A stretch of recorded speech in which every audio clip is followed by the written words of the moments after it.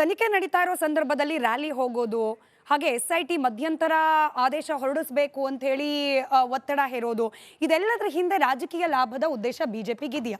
ಬೇಳೂರು ಅವರು ಕೂಡ ಅದೇ ಆರೋಪ ಮಾಡಿದ್ರು. ಜನಸಾಮಾನ್ಯರು ಕೇಳ್ತಿರೋ ಪ್ರಶ್ನೆ ಅದೇ. ಮಹೇಶ್ ನೋಡಿ, ಒಂದು ಸ್ಮಿತಾ ಭಾಳ ಸ್ಪಷ್ಟವಾಗಿದ್ದೀನಿ. ಇದರಲ್ಲಿ ಯಾವುದೇ ರೀತಿಯಾದಂಥ ರಾಜಕಾರಣವನ್ನು ಬೆರೆಸುವಂಥ ಪ್ರಯತ್ನ ಆಗಲಿ ಅಥವಾ ಅದ್ರ ಬಗ್ಗೆ ಫಲಾಪೇಕ್ಷೆ ಮಾಡುವಂಥದ್ದು ನಮ್ಗೆ ಯಾವುದೂ ಇಲ್ಲ ಅನ್ನೋದು ಭಾಳ ಸ್ಪಷ್ಟ ಆಗೈತೆ. ಭಾರತೀಯ ಜನತಾ ಪಾರ್ಟಿ ಇವತ್ತು SIT ರಚನೆ ಆದಾಯಿಂದ ಹಿಡ್ಕೊಂಡು ಇಲ್ಲಿವರೆಗೂ ಕೂಡ ನಾವು ಯಾರೂ ಕೂಡ ಅದಕ್ಕೆ SIT ರಚನೆಗೂ 100% ಸ್ವಾಗತ ಮಾಡೇವಿ. ತನಿಖೆಗೂ ಎಲ್ಲ ರೀತಿಯಾದಂಥ ಸಹಕಾರ ಕೊಟ್ಟೇವಿ. ಎಲ್ಲ ರೀತಿಯಾದಂಥ ತನಿಖೆ ಮಾಡಿ ನೋಡ್ರಿ ಅನ್ನೋಂಥದ್ದನ್ನು ಭಾರತೀಯ ಜನತಾ ಪಾರ್ಟಿ ಹೇಳಿತ್ತು. ಈಗ ಸೆಷನ್ ನಡೆದಂಥ ಸಂದರ್ಭದಲ್ಲಿ ಮತ್ತು 15 ದಿವಸ ಕಾಲ ಕಳೆದ ಮೇಲೆ ಇವತ್ತು ಬಂದಿರತಕ್ಕಂಥ ಅಲ್ಲಿಯ ಏನೇನು ವಸ್ತುಸ್ಥಿತಿ ಇತ್ತು ಅದರ ಬಗ್ಗೆ ಒಂದು ಇಂಟ್ರಿಮದ್ದು ಒಂದು ಆರ್ಡರ್ ಮಾಡಿರಿ ಅಥವಾ ಇಂಟ್ರಿಮ್ ಒಂದು ವಿಷಯವನ್ನು ಪ್ರಸ್ತಾಪ ಮಾಡಿರಿ ಅಂತಕ್ಕಂಥದ್ದನ್ನು ಭಾರತೀಯ ಜನತಾ ಪಾರ್ಟಿ ನಾವು ಕೇಳಿದ್ವಿ. ಯಾಕಂದರೆ ಇವತ್ತು ಇಡೀ ನಮ್ಮ ಧರ್ಮಸ್ಥಳದ ಬಗ್ಗೆ ಯಾವ ರೀತಿಯಾಗಿ ಅಪಪ್ರಚಾರ ಆಗ್ತಾಯಿದೆ, ಯಾವ ರೀತಿಯಾಗಿ ಸಮಸ್ಯೆಗಳನ್ನು ತಂದೊಡ್ಡುವಂಥ ಪ್ರಯತ್ನ ಆಗ್ತಾಯಿದೆ, ಇವುದರೆಲ್ಲದರಿಂದ ಒಂದು ಪರಿಹಾರ ಅನ್ನೋಂಥದ್ದು ಸಿಗಬೇಕಾಗೈತಿ. ಇವತ್ತು ಇಷ್ಟು ಇಡೀ ಸಮಸ್ತ ಹಿಂದೂ ಸಮಾಜಕ್ಕೆ ಒಂದು ಪಾವಿತ್ರ್ಯವಾಗಿರ್ತಕ್ಕಂಥ ಸ್ಥಾನ ಐತಿ. ಸನ್ಮಾನ್ಯ ವೀರೇಂದ್ರ ಹೆಗ್ಗಡೆ ಅವ್ರ ಬಗ್ಗೆ ಇಷ್ಟು ಪಾವಿತ್ರ್ಯತೆ ಇರ್ತಕ್ಕಂಥದ್ದೈತಿ. ಅದನ್ನು ಒಂದು ಸರಿ ಮಾಡಿರಿ ಅನ್ನೋಂಥದ್ದು ಕೇಳಿದ್ಬಿಟ್ರೆ ಇದರಲ್ಲಿ ರಾಜಕಾರಣ ಮಾಡುವಂಥದ್ದು ಅವಶ್ಯಕತೆ ಏನಿಲ್ಲ. ಇವಾಗೇನು ಯಾವುದೋ ಚುನಾವಣೆ ಇನ್ನೊಂದು ಮತ್ತೊಂದು ಅನ್ನೋಂಥದ್ದಿಲ್ಲ. ನಾವು ಕೇಳಿದ್ದೇನೋ ಇವತ್ತು ಧರ್ಮಸ್ಥಳದ ಹೆಸರನ್ನು ಅಪಕೀರ್ತಿ ತರ್ತಕ್ಕಂಥ ಪ್ರಯತ್ನ ಭಾಳ ದೊಡ್ಡ ಪ್ರಮಾಣದಲ್ಲಿ ಆಗ್ತಾಯಿದೆ. ಯೂಟ್ಯೂಬರ್ಸ್ ಹಿಡ್ಕೊಂಡು ಸೋಷಿಯಲ್ ಮೀಡಿಯಾ ಹಿಡ್ಕೊಂಡು ಬೇರೆ ಬೇರೆ ಕಾರಣಕ್ಕಾಗಿ ಇವತ್ತು ನಡೀತಾ ಇದೆ. 15 ದಿವಸವರೆಗೆ ನಾವು ಸಂಪೂರ್ಣ ಸಹಕಾರ ಕೊಟ್ಟಿವಿ, ಯಾವುದೇ ಪ್ರಶ್ನೆಗಳೇನು ಮಾಡಿಲ್ಲ. ಮೊನ್ನೆ ದಿವಸ ಹೌಸ್ನಲ್ಲಿ ನಾವು ಇದು ಕೇಳಿದ್ವಿ, ಏನಾಗಿದೆ ಇವತ್ತಿನವರೆಗೆ ಆಗಿರ್ತಕ್ಕಂಥದ್ದು ಒಂದಿಷ್ಟು ಚಿತ್ರಣವನ್ನು ಹೌಸ್ ಮುಂದೆ ಇಡ್ರಿ ಅನ್ನುವಂಥದ್ದು ಕೇಳಿದ್ಬಿಟ್ರೆ ಇದ್ರಾಗ ಏನು ರಾಜಕಾರಣ ಏನೈತಿ? ಇದ್ರಾಗ ಯಾಕೆ ಕಾಂಗ್ರೆಸ್ ಪಾರ್ಟಿ ಇದ್ರಾಗ ಭಾರತೀಯ ಜನತಾ ಪಾರ್ಟಿ ರಾಜಕಾರಣ ಮಾಡತ್ತಾರ ಅನ್ನೋಂಥದ್ದು ನನಗೆ ಅರ್ಥ ಆಗ್ತಾ ಇಲ್ಲ. ಸರ್ಕಾರ ಈ ವಿಚಾರದಲ್ಲಿ ತೆಗೆದುಕೊಳ್ತಾ ಇರುವ ಕ್ರಮಗಳು, ನಡೆ, ಇದ್ರ ಬಗ್ಗೆ ವಿರೋಧ ಪಕ್ಷವಾಗಿ ಬಿಜೆಪಿಗೆ ಸಮಾಧಾನ ಇದೆಯಾ ಅಥವಾ ಇದ್ರಲ್ಲಿ ಏನಾದರೂ ಆಕ್ಷೇಪ ಇದೆಯಾ? ಒಂದು ಇವಾಗ ತನಿಖೆ ನಡೆದಿರ್ತಾ SIT ತನಿಖೆ ಮಾಡ್ತಾಯಿದೆ, ನಾವು ಅದಕ್ಕೆ ಸ್ವಾಗತ ಮಾಡಿದ್ದೇವೆ. ಒಳ್ಳೆ ಅಧಿಕಾರಿಗಳಿದ್ದಾರೆ, ಅದ್ರ ಬಗ್ಗೆ ಎರಡನೇ ಒಪಿನಿಯನ್ ಸೆಕೆಂಡ್ ಒಪಿನಿಯನ್ ನಮ್ದೇನಿಲ್ಲ. ಬಟ್ ಈಗ ಏನು ಇವರು 14-15 ಪಾಯಿಂಟ್ ತೋರಿಸಿದ್ರು, ಆ ಎಲ್ಲ ಆದಮೇಲೆ ಸಿಕ್ಕಿರ್ತಕ್ಕಂಥ ಫಲಿತಾಂಶ ಏನು? ಇವಾಗ ಚರ್ಚೆ ಪ್ರಾರಂಭ ಆಯ್ತು. ಅಲ್ಲಿ ಮಟ್ಟ ಏನು ಫಲಿತಾಂಶ ಇಲ್ಲ. ನಾವು ಅಂದ್ಕೊಂಡಿದ್ದೀವಿ ನೋಡೋಣಪ್ಪ ಸತ್ಯ ಏನೈತೆ ಹೊರಗೆ ಬರಲಿ ಅಂತ ಯೋಚನೆ ಮಾಡ್ತಾಯಿದ್ವಿ, ವೇಟ್ ಮಾಡ್ತಾಯಿದ್ವಿ, ಕಾಲ ಕಳೆದ ಮೇಲೆ ಗೊತ್ತಾಗಲಿ ಅಂತೇಳಿ. ಈಗ ಆಲ್ಮೋಸ್ಟ್ 15-16 ಪಾಯಿಂಟ್ಗಳು ಮುಗಿದ್ಮೇಲೆ ಇನ್ನೇನಾಗಿದ್ರೆ ಹಾಗಂದ್ರೆ ಏನು ಇನ್ನೂ ನಿರಂತರವಾಗಿ ಗುಂಡಿ ತಗೊಂತಕ್ಕ. ಈಗ ಬಾಹುಬಲಿ ಬೆಟ್ಟದ ಕಡೆ ತೋರಿಸಿದ್ರು, ನಾಳೆ ಇನ್ನೊಂದು ಸ್ವಲ್ಪ ದಿವ್ಸ ಬಿಟ್ಟರೆ ಮಂಜುನಾಥ ಸ್ವಾಮಿ ದೇವಸ್ಥಾನ ಕಡೆ ತೋರಿಸ್ತಾರೆ. ಇಲ್ಲಿ ಹೋಗಿದ್ದೇವೆ ಅಂತಂದ್ರೆ ಅಲ್ಲಿ ತೆಗಿಯಕ್ಕಾಗತ್ತಾ? ಅದು ನಮಗೆ ಇರ್ತಕ್ಕಂಥ ಪ್ರಶ್ನೆ. ಈಗ ನಮಗಿರ್ತಕ್ಕಂಥ ಪ್ರಶ್ನೆ, ಇದನ್ನ ಹಂಗೆ ನೀವು ಮುಂದುವರ್ಸ್ಕೊಂತ ಹೋಗ್ತೀರಾ ಅಥವಾ ಮಾಸ್ಕ್ ಮ್ಯಾನೇನು ಮಾಸ್ಕರ ತೆಗಿಸ್ರಿ, ಒಂದ್ಸಲ ತೋರಿಸ್ರಿ ಮಕ್ಕ ಏನೈತೆ ಅಂತೇಳಿ. ಅದನ್ನೇ ಯಾಕೆ ಅಷ್ಟು ಪರಿ ಸ್ಪೈಡರ್ ಮ್ಯಾನೋ ಇನ್ನೊಂದು ಮಾಡಿ ತೋರಿಸ್ಕೊಳ್ಳೋಂಥ ಅವಶ್ಯಕತೆ ಐತಿ? ತೋರಿಸ್ರಿ ಅವ್ರದ್ದು ಏನೈತೆ ಅಂತೇಳಿ. ಒಂದು ನಾವು ಕೇಳ್ತಾ ಇರೋದು ಇವತ್ತು ಕೇಳಿದಷ್ಟೇ, ಇನ್ನು ಮುಂದೆ ಗುಂಡಿ ತೊಡೋದು ಬಂದ್ ಮಾಡಿಸ್ತೀರೋ ಇಲ್ಲೋ, ಆ ಮಾಸ್ಕ್ ಮ್ಯಾನೇನು ಮಕಾನ್ ಕಳಿಸ್ತಿರಿಲ್ಲೋ. ಉಪಮುಖ್ಯಮಂತ್ರಿಗಳಾಗಿರ್ತಕ್ಕಂಥ ಸನ್ಮಾನ್ಯ DK ಶಿವಕುಮಾರ್ ಹೇಳ್ದಂಗೆ ಇದರಲ್ಲಿ ಷಡ್ಯಂತ್ರ ನಡೆದೈತೆ ಅನ್ನುವಂಥದ್ದನ್ನು ಸ್ಪಷ್ಟವಾಗಿ ಅವ್ರು ಹೇಳಿದ್ದಾರೆ. ಅದ್ರ ಬಗ್ಗೆ ಕ್ಲಾರಿಫಿಕೇಶನ್ ಕೇಳಿ. ಇದರಲ್ಲಿ ರಾಜಕಾರಣ ಏನು ಬಂತಾಗಾದ್ರೆ? ಸೂರ್ಯ ಮುಕುಂದ್ ಅವರೇ, ಅನುಮಾನ ಯಾಕೆ ಬರ್ತಿದೆ ಅಂತಂದ್ರೆ, ಇದೇ ದೂರುದಾರ ಹೋಗಿ ನ್ಯಾಷನಲ್ ನೆಟ್ವರ್ಕ್ ಅಲ್ಲಿ ಕೂತ್ಕೊಳ್ತಾನೆ, ನಾನು ಇನ್ನೊಂದು 4-5 ಗುಂಡಿ ಎಕ್ಸ್ಟ್ರಾ ತೋರಿಸಿದ್ದೀನಿ, ಅದಾದ್ರೆ ಮುಗೀತು ಅಂತ ಹೇಳ್ತಾನೆ. ಆದ್ರೆ ಇನ್ನೂ ಕೂಡ ಉತ್ಖನನ ಆಗತ್ತೆ ಅನ್ನೋ ರೀತಿಯಲ್ಲಿ ಸರ್ಕಾರದ ಕಡೆಯಿಂದ ಉತ್ತರ ಬರುತ್ತೆ. SIT ಎಷ್ಟು ಬೇಕಾದ್ರೂ ಮಾಡುತ್ತೆ, ಅದಕ್ಕೆ ಸರ್ಕಾರ ಕಡಿವಾಣ ಹಾಕಲ್ಲ ಅಂತ ಹೇಳಿ ಆತನೇ ಹೇಳ್ತಾನೆ, ನಾನು ತೋರಿಸಿದ ಕಡೆ ಏನು ಸಿಕ್ತಿಲ್ಲ ಅಂತ.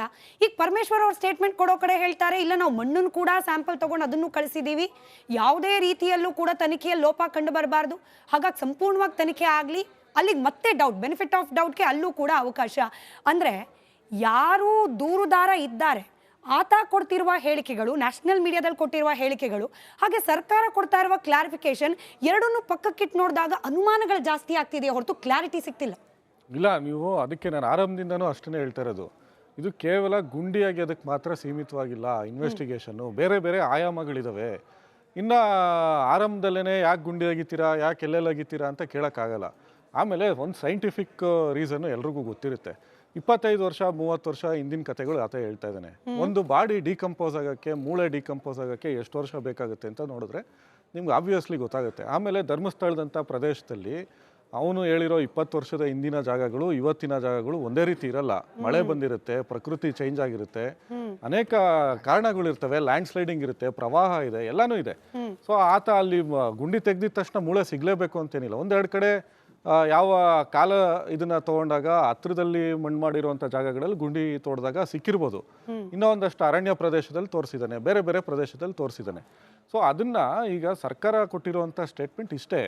ಆತ ಏನು ನ್ಯಾಯಾಲಯದ ಮುಂದೆ ಹೇಳಿದ್ದಾನೆ, ನ್ಯಾಯಾಧೀಶರ ಆದೇಶ ಏನಿದೆ, ನ್ಯಾಯಾಲಯ ಆತನಿಗೆ ಇಂತಿಂಥ 164 ಸ್ಟೇಟ್ಮೆಂಟಲ್ಲಿ ಇಂತಿಂಥ ಕಡೆ ತೋಡಿದ್ದೀನಿ, ಇಷ್ಟು ಹೆಣಗಳನ್ನು ನಾನು ಊತಿಟ್ಟಿದ್ದೀನಿ ಅಂದಾಗ ನೀವು ಆತನ ಹೇಳಿಕೆಯನ್ನು ಮೊದಲು ಪರಾಮರ್ಶನೆಗೆ ಒಳಪಡಿಸ್ಬೇಕಾಗುತ್ತೆ. ಸೊ ಅದರಲ್ಲಿ ಅವ್ನು ಮಾಡಿರೋವಂಥದ್ದು ತೋರಿಸಿರೋವಂಥ ಜಾಗಗಳು, ಅಲ್ಲಿ ಸಿಕ್ಕಿರೋವಂಥ ಮಣ್ಣಿನ ಇದು ಬೇರೆ ಬೇರೆ ಅಸ್ಥಿಪಂಜರಗಳ ಅವಶೇಷಗಳು, ಇದನ್ನೆಲ್ಲ ತನಿಖೆ ಮಾಡಬೇಕಾಗುತ್ತೆ. ಸೊ ಅದನ್ನು ಕೇವಲ 1 ದಿವಸ 2 ದಿವಸದಲ್ಲಿ ಮಾಡುವಂಥದ್ದಲ್ಲ. ಸೊ ಇವತ್ತು ಅವನು ಏನೋ ಮಾಧ್ಯಮದಲ್ಲಿ ಹೇಳಿಕೆ ಕೊಟ್ಟಿರುವಂಥದ್ದು ಇದೆಯಲ್ಲ, ಅದು ತನಿಖೆ ಮೇಲೆ ಪ್ರಭಾವ ಬೀರಲ್ಲ. ಅವನು ಮಾಧ್ಯಮದಲ್ಲಿ ಏನಾದರೂ ಹೇಳಿಕೆ ಕೊಡ್ಬೋದು. ತನಿಖಾಧಿಕಾರಿಗಳು ಸ್ಯಾಟಿಸ್ಫ್ಯಾಕ್ಷನ್ ಆಗೋವರೆಗೂ ಅವನ ಮುಂದೆ ಇಡೋವಂಥ ಪ್ರಶ್ನೆಗಳಿಗೆ ಅವನು ಉತ್ತರ ಕೊಡಬೇಕಾಗುತ್ತೆ. ಕೇವಲ ಈ ಮಾಧ್ಯಮಗಳ ಮುಂದೆ ಕೊಡುವಂಥದ್ದು ಈಸಿ. ತನಿಖಾಧಿಕಾರಿಗಳು ಕೇಳುವಂಥ ಪ್ರಶ್ನೆಗಳಿಗೆ ಆ ಥರ ಕೇವಲ ಇನ್ನು ಅರ್ಧ ಗಂಟೆ 3/4 ಗಂಟೆ ಪ್ರಶ್ನೆ ಅಲ್ಲ ಅದು. ನಿಮ್ ಗಮನಕ್ಕೆ ಬರ್ದಲೇನಿಲ್ಲ ಸೂರ್ಯ ಮುಕುಂದ್ ಅವರೇ, ಇಲ್ಲಿ ಹೋರಾಟಗಾರರು ಅಂತ ಕರೆಸ್ಕೊಂಡವರಿಗೆ ಬೇಕಾಗಿರೋದು ನ್ಯಾಯ ಅಲ್ಲ, ಬದಲಾಗಿ ಇದು ನಿರಂತರವಾಗಿ ಚರ್ಚೆಯಲ್ಲಿ ಇರಬೇಕು. ಹೀಗಾಗಿ SIT ಅಧಿಕಾರಿಗಳ ಮುಂದೆ ಕೂತು ಸ್ಟೇಟ್ಮೆಂಟ್ ಕೊಡೋದಲ್ಲ, ಬದಲಾಗಿ ಟಿವಿಗಳಲ್ಲಿ ಸೋಷಿಯಲ್ ಮೀಡಿಯಾಗಳಲ್ಲಿ ಸ್ಟೇಟ್ಮೆಂಟ್ ಕೊಡೋದೇನೆ ಇವ್ರ ಇಂಟ್ರೆಸ್ಟ್ ಅನ್ನೋ ರೀತಿಯಲ್ಲೂ ಚರ್ಚೆ ಆಗ್ತಾ ಇದೆ. ನಿಮ್ ಗಮನಕ್ಕೆ ಬಂದಿರುತ್ತೆ ನೋಡಿ. ಅವ್ರನ್ನ ವೈಯಕ್ತಿಕವಾಗಿ ಯಾರು ಕೂಡ ನಿರ್ಬಂಧಿಸಕ್ ಆಗಲ್ಲ. ಈಗ ಹರ್ಷೇಂದ್ರ ಕುಮಾರ್ ನ್ಯಾಯಾಲಯಕ್ಕೆ ಹೋಗಿದ್ರು, ಫಾರ್ ಎಕ್ಸಾಂಪಲ್ ನೋಡಿ, ಹರೀಶ್ ಸರ್ ಮೊನ್ನೆ ಬಂದ್ರು, ಡಿಬೇಟ್ ಮಾಡಿ ಇದೇ ವೇದಿಕೆಯಲ್ಲಿ ಕೂತ್ರು ಹೋದ್ರು, ಅವ್ರ ಬಗ್ಗೆ ಒಂದು ವಿಡಿಯೋ ವೈರಲ್ ಮಾಡ್ತಿದ್ದಾರೆ.